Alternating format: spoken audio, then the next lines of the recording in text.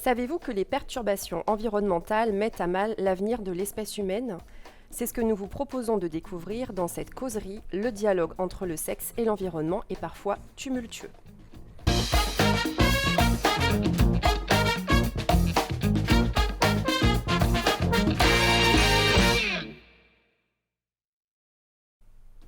Bonjour et bienvenue dans ces causeries de la série Génétique, sexe et société.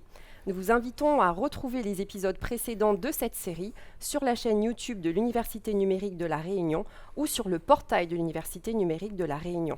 Nous retrouvons, comme lors des premières causeries de cette série, le professeur Grilasca. Professeur Grilasca, bienvenue. Merci, bonjour Madame Bazin. Bonjour, ravi de vous retrouver parmi nous. Alors, pour rappel, pour nos téléspectateurs, nous avions abordé dans les précédentes causeries de cette série le sujet des inversions de sexe dans une population. En l'occurrence, il s'agissait d'une population de poissons qui pouvait inverser son sexe en fonction de son âge, de l'environnement dans lequel cette population se trouvait et de la structure de la population. Aujourd'hui, nous avons décidé d'aborder le dialogue entre le sexe et l'environnement, toujours, mais sous un angle différent, c'est-à-dire à travers le sujet des perturbateurs endocriniens. Oui, Madame Bazin, le problème des perturbateurs endocriniens est un problème grave qui, pour certains scientifiques, pose un problème existentiel à l'espèce humaine. Et en particulier, une chercheuse, Shanna Swan, a écrit un excellent bouquin dernièrement là-dessus, qui s'appelle Final Countdown, le compte à rebours. Et effectivement, pour un certain nombre de scientifiques, l'espèce humaine vit aujourd'hui une crise existentielle. Et serons-nous capables de perdurer dans cet environnement que nous dégradons et que nous transformons perpétuellement? D'accord, donc le compte à rebours, c'est le titre de cet ouvrage. Bien. Avant de démarrer sur cette thématique, est-ce que l'on pourrait rappeler pour les personnes qui nous regardent quelle est la définition des perturbateurs endocriniens? Parce qu'on en entend énormément parler, mais est-ce qu'on sait réellement ce que cela signifie? Alors, les perturbateurs endocriniens sont des molécules chimiques que l'on retrouve dans l'environnement. Elles peuvent être naturelles ou artificielles. On va surtout parler des molécules industrielles, chimiques, que nous produisons. Aujourd'hui, l'industrie chimique produit environ 140 000 molécules différentes. Parmi tout cet éventail de molécules, il y en a environ entre 3 et 5 000 qui posent des problèmes pour la santé, pour l'environnement, pour les espèces.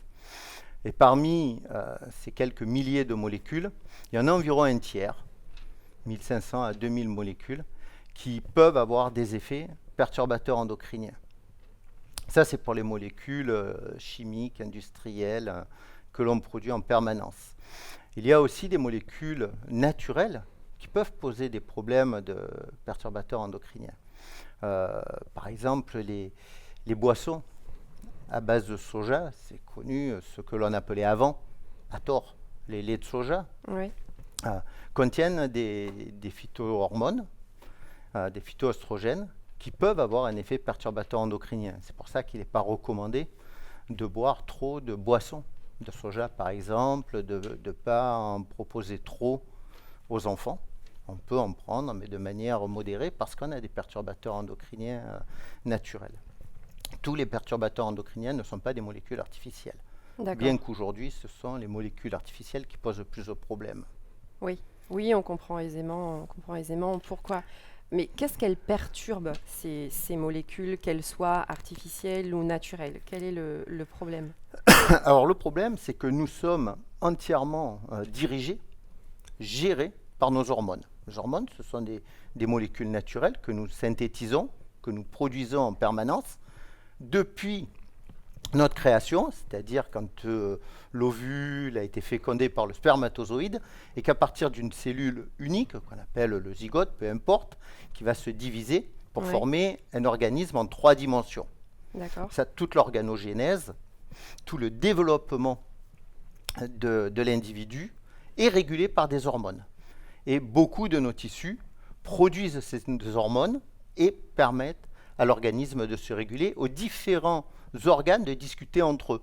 Le foie discute avec le muscle, le pancréas discute avec le foie, le tissu adipeux discute avec le cerveau, la glande thyroïde, etc., par ces messagers chimiques qu'on appelle des hormones. Et tout ça, c'est le système endocrinien au sens large. Hein. Et les perturbateurs endocriniens vont aller perturber ce dialogue qui existe entre les différents tissus de notre organisme, entre les différents organes de notre organisme. Il y a des perturbateurs endocriniens qui vont avoir un effet agoniste ou des perturbateurs endocriniens qui vont avoir un effet antagoniste des hormones. Alors, effet agoniste, antagoniste, Alors, qu'est-ce que cela veut dire? l'effet agoniste, c'est un certain nombre de molécules qui vont pouvoir mimer l'action d'une hormone. C'est-à-dire qu'à un moment donné, dans l'organisme, il n'y a pas besoin de l'hormone. Et un perturbateur endocrinien va venir mimer l'hormone. Il va faire comme s'il y avait l'hormone dans l'organisme et les tissus vont réagir comme s'il y avait l'hormone. Mais comme il ne faut pas qu'elle y soit, ça va dérégler le fonctionnement de l'organisme. D'accord. L'effet antagoniste, c'est l'inverse. C'est il faut l'hormone, mais le perturbateur endocrinien va empêcher l'action de l'hormone. Donc l'organisme a besoin de ce signal, mais il ne l'a pas, et ça va perturber le fonctionnement, ce qu'on appelle l'homéostasie, le bon fonctionnement classique de l'organisme. Je vais prendre un exemple tout simple. Oui. Quand on sort de table, qu'on a pris beaucoup de sucre, on a la glycémie, le taux de sucre dans le sang qui augmente. Le pancréas, c'est un senseur qui sent ce taux de sucre, la glycémie qui augmente, et il va sécréter l'insuline. Et l'insuline va aller dire à un certain nombre de tissus, le foie, le tissu adipeux, les muscles, attention, captez le sucre qui est dans le sang pour maintenir le taux de sucre à peu près 1 gramme par litre. Mais si on perturbe ce mécanisme-là, soit par un effet agoniste, c'est-à-dire je suis à 1 gramme par litre, tout va bien, ma glycémie est bien, mais il y a un perturbateur endocrinien qui va dire au foie, au tissu adipeux, aux muscles, captez du sucre, je vais diminuer ma glycémie et je peux faire un malaise hypoglycémique. Effet inverse, j'ai un perturbateur endocrinien qui vient et qui empêche l'action de l'insuline.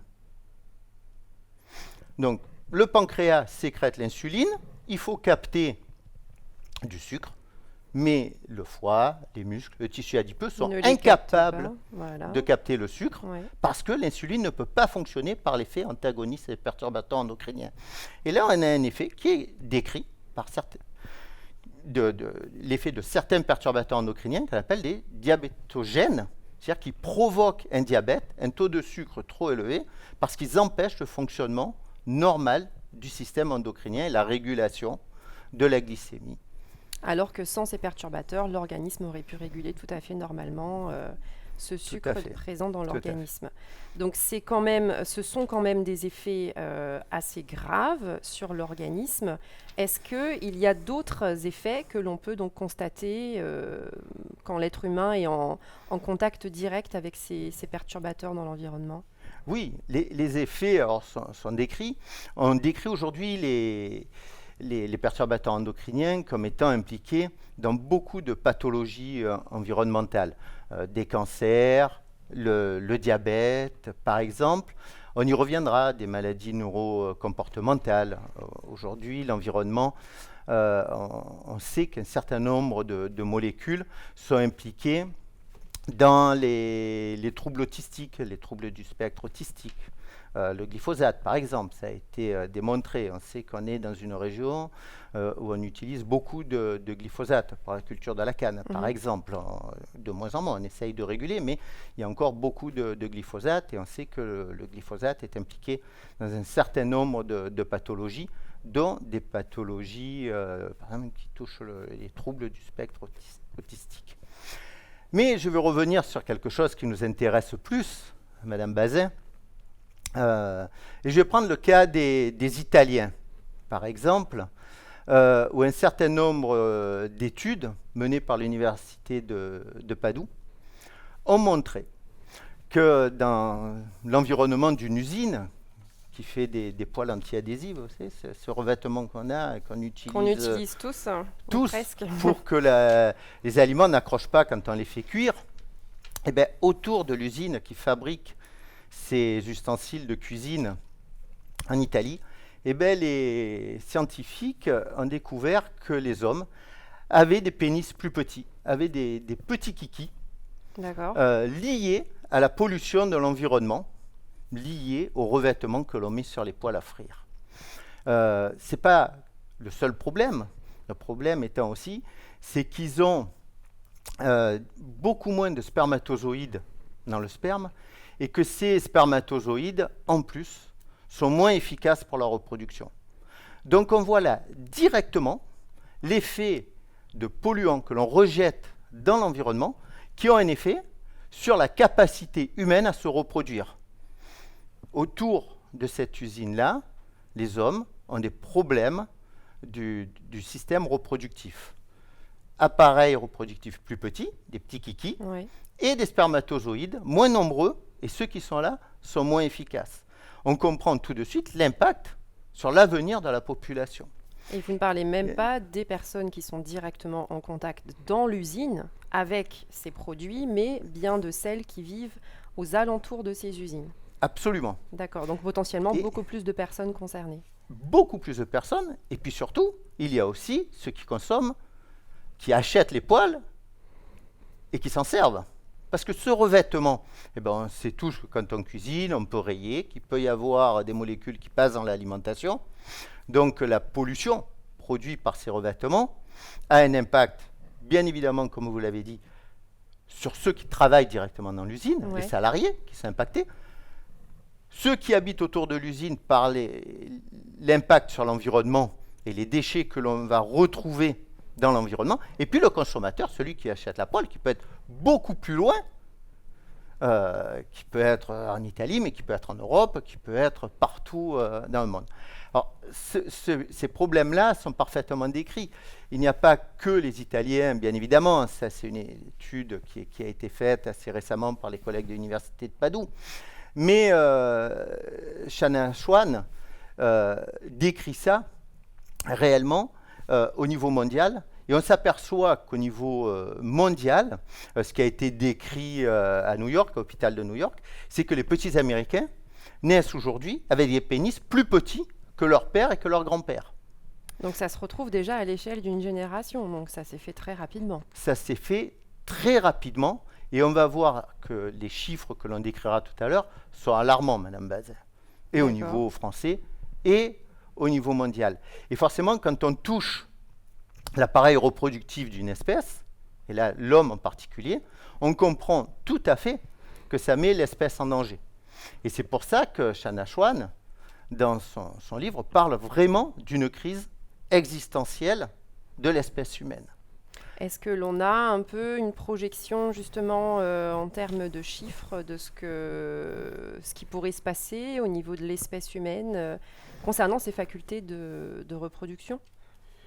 Alors, oui, on a des idées de l'impact.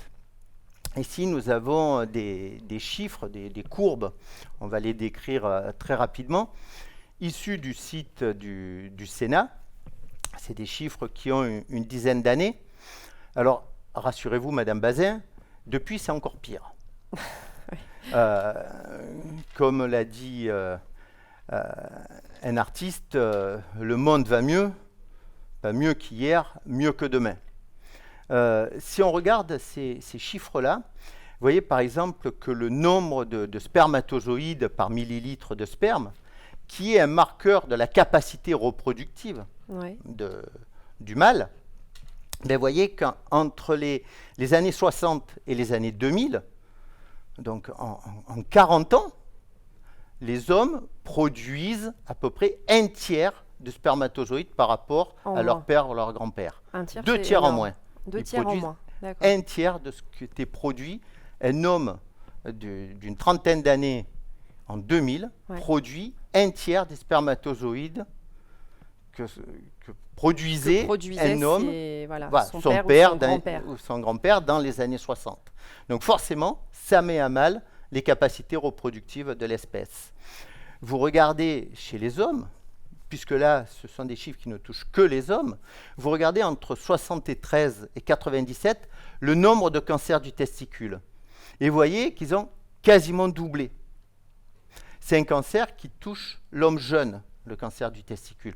Forcément, si on produit moins de spermatozoïdes et qu'on a plus de cancer du testicule, on est moins efficace au niveau populationnel pour la reproduction, pour la survie même de l'espèce. Ouais. Deux petits critères aussi à côté, mais enfin petits, qui ont leur importance. Mais on voit les deux courbes L'hypospadias. au-dessous, Ouais. voilà, l'hypospadie et le cryptorchidisme, peu importe les noms, c'est des malformations de l'appareil reproducteur de l'homme. D'accord. C'est-à-dire, la cryptorchidie, c'est les testicules qui ne descendent pas, et donc l'appareil reproducteur est mis à mal. Il faut que les testicules soient hors de l'abdomen, en gros, pour qu'ils puissent fonctionner bien, qu'ils soient un peu moins chauds que l'ensemble du corps. L'organisme. Ouais. Donc on voit que le nombre de cryptorchidies a quasiment aussi doublé en 20 ans entre les années 70 et 90. On est passé de 20 à 35, on le voit là, c'est une augmentation. Pour 1000 naissances, ce qui n'est vraiment pas négligeable. Absolument, absolument. Et là, c'est un problème aussi de santé publique. Et ça, c'est lié à l'environnement. On regarde à côté, c'est une malformation du pénis. Et on voit qu'entre 70 et 91, c'est pareil, on est passé globalement de 2 à 4, on a un doublement.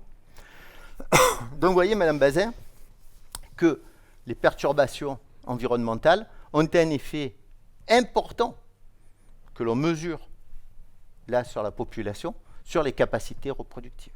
Et on sait, ce rapport du Sénat met vraiment l'accent sur la relation directe qu'il y a entre l'effet des perturbateurs endocriniens et ces malformations, ces cancers, ou bien il peut y avoir d'autres facteurs qui entrent en compte ici. Alors, il y a beaucoup de facteurs qui rentrent en compte, bien évidemment, qu'il faut intégrer.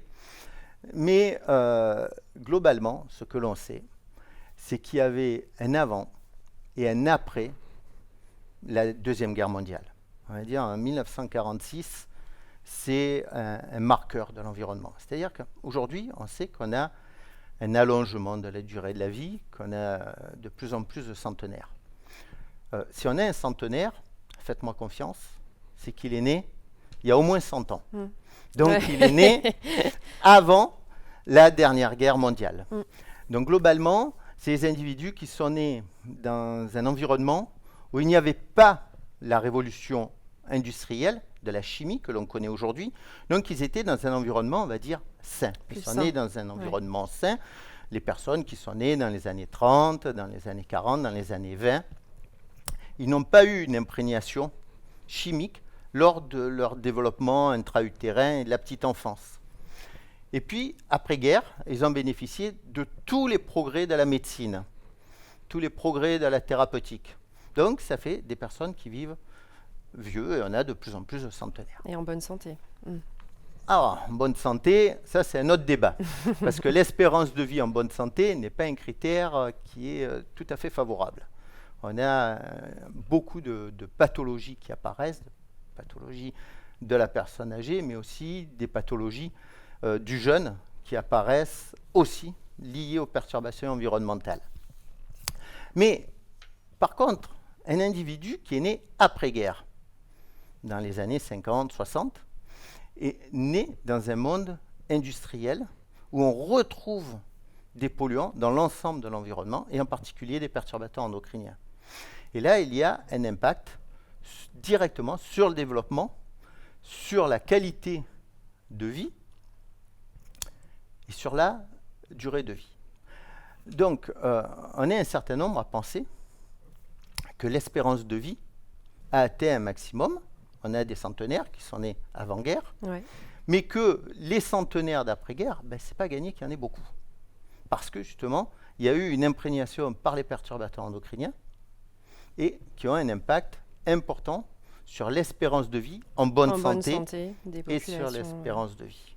Alors, quand on parle justement de survie de l'espèce et de capacité de reproduction, donc vous avez parlé de malformation, de cancer, de diminution de la qualité des spermatozoïdes et de la taille du sexe chez les hommes. Mais donc les hommes ne sont pas les seuls impliqués dans cette reproduction de l'espèce. Est-ce que l'on peut dire que les perturbateurs endocriniens vont également aller perturber le bon fonctionnement des organismes des femmes? Hélas, oui. Mhm. Hélas, oui, bien sûr, les hommes ne sont pas les seuls qui subissent l'impact des perturbateurs endocriniens, mais les femmes aussi. Alors, je vais prendre un exemple très simple. Les règles précoces, on le voit maintenant, les petites filles ont leurs règles de plus en plus tôt. Elles sont réglées de plus en plus tôt. Alors, ce qu'il faut savoir, c'est que la petite fille qui naît a un stock de cellules reproductives qui est défini à la naissance. D'accord.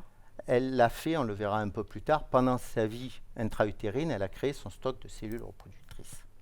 Et à la puberté, elle commence à émettre ces cellules-là, À les utiliser. à les utiliser à ouais. chaque cycle Mhm. et à émission d'un ovule. Et ces règles précoces, cette puberté précoce des petites filles, hein, où on a gagné 3 ans quasiment depuis l'après-guerre sur les pubertés précoces, eh bien, plus on commence à émettre tôt, plus on a une ménopause qui est aussi arrive avancée, tôt. Ouais. puisque c'est un décalage à la fenêtre. Si on a une puberté plus précoce, on va avoir une ménopause plus précoce. Donc on décale la fenêtre de reproduction. D'accord. Donc on diminue finalement la période pendant laquelle la femme est féconde. Parce que D'accord. on n'a pas de reproduction à 9 ans ou à 10 ans. Si on a une puberté précoce Oui. avec des règles qui à 8, 9 ans, 10 ans, ce n'est pas l'âge de la reproduction. On va attendre une vingtaine d'années. Oui, on est en Mais si décalage. on est en ouais. décalage et on va avoir des ménopauses qui, de fait, sont de plus en plus tôt. Sachant en plus que ça entraîne des conséquences sur la santé de la petite fille, d'avoir une puberté précoce, des arrêts de croissance, par exemple. Donc on a des petites filles qui sont plus petites. Donc oui, il y a un effet. Et puis on a un effet qui est transgénérationnel et qui est important. C'est-à-dire que je vous disais que la petite fille fait son stock de cellules reproductrices pendant la vie intra-utérine. Alors comme nous pouvons le voir sur ce schéma, une femme, là on la voit qui boit parce qu'on connaît le syndrome d'alcoolisation fétale, ça c'est l'effet de l'alcool, mais la femme qui est enceinte est dans un environnement complexe avec beaucoup de molécules, le perturbateur endocrinien en particulier, et quand elle est polluée, il va y avoir un effet directement sur la petite fille qu'elle porte, sur l'enfant qu'elle porte. Si c'est un petit garçon ou une petite fille, il y a un effet. Mais si c'est une petite fille, il va y avoir un effet sur les cellules reproductrices de la petite fille parce que la petite fille fait son stock de cellules reproductrices pendant le 3e mois de la grossesse. Donc on voit l'effet transgénérationnel, c'est-à-dire qu'une femme enceinte qui subit des stress chimiques pendant la grossesse, elle va, elle, subir ce stress-là. Une femme qui fume, ben, elle va avoir une atteinte à sa santé, une atteinte sur le fœtus. Mais si le fœtus est une petite fille, il va y avoir une atteinte sur les cellules de la reproduction de la petite fille. Donc là, on atteint 3 générations. La mère, qui est enceinte, le fœtus, et les cellules reproductrices du fœtus, donc les petits-enfants de la femme enceinte. Donc on peut avoir des effets à très long terme. Ça a été décrit. Il y avait un médicament qui était utilisé, qui ne l'est plus, qui est le Distilbène. Le Distilbène était utilisé pendant la grossesse de femme pour éviter les fausses couches, les problèmes de grossesse. D'accord. Et on s'est rendu compte des dangers du Distilbène, pas sur la femme enceinte, mais sur les petites filles de la femme enceinte. Donc il a fallu une pharmacovigilance, donc ça, il le a système fallu est au point. des années et des années de veille et de vigilance sur justement ces effets-là. Absolument, parce que les effets, on les a mesurés 10, 20, 30 ans plus tard. Donc ça fait que pendant des années, on a continué à distribuer une molécule qui était dangereuse pour la santé des petites filles. Donc oui, hélas, des effets sur l'appareil reproducteur humain, que ce soit chez les mâles ou chez les femelles, on a des effets des perturbateurs endocriniens avec une diminution en parallèle de la capacité reproductive et des mâles et des femelles. Donc cela ne laisse rien présager de bon, puisque à la fois des malformations sur les hommes, des cancers qui atteignent les hommes, diminution des capacités reproductrices des hommes et des femmes. Donc on voit, comme vous le dites, rappelez-nous le nom de cet auteur qui a sorti cet ouvrage. C'est aux États-Unis ? Oui, tout à fait. Shanna Swan, qui est une scientifique qui a travaillé sur le système endocrinien à l'hôpital de New York, qui a écrit ce bouquin. C'est une scientifique de renom, qui doit avoir maintenant à peu près 80 ou 85 ans, qui a un fort recul sur l'effet de l'environnement sur les espèces, et en particulier elle, sur l'espèce humaine. Elle a vraiment travaillé sur l'espèce humaine, et elle tire vraiment la sonnette d'alarme en disant là, maintenant, il faut prendre des décisions rapidement, et des vraies décisions. Quand je vois aujourd'hui les tergiversations de nos hommes politiques sur le glyphosate, par exemple, est-ce qu'il faut l'interdire, est-ce qu'on ne l'interdit pas, est-ce qu'on le remet? On sait que c'est une molécule dangereuse, on sait les impacts importants que ça a sur les populations. On ne devrait pas tergiverser. Quand on déverse un poison dans l'environnement, on devrait dire on arrête parce qu'il y a des effets. On peut avoir toujours un principe de précaution dans certains cas, et on a l'impression que dans d'autres, on attend. Voilà, on voit, on mesure les effets des polluants, mais on a un retard à l'allumage quand il faut prendre des décisions importantes.